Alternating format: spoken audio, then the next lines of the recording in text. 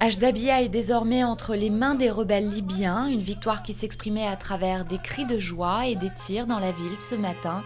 Une joie cependant teintée par la mort d'au moins 9 civils selon un porte-parole de l'opposition.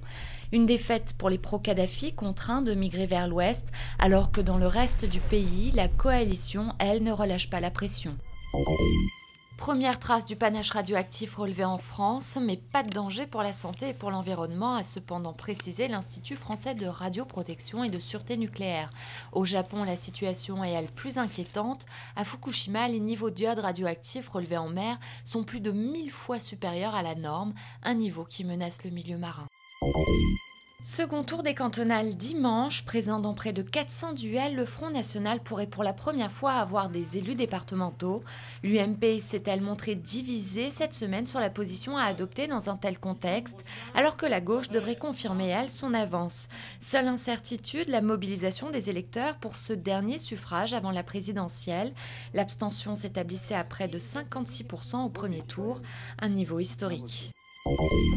À 2h du matin cette nuit, il sera en fait 3h, nous perdrons 1 heure de sommeil, une pratique qui date de 1974, au lendemain du choc pétrolier. Changer l'heure avait pour objectif de réduire les besoins d'éclairage et ainsi réaliser des économies.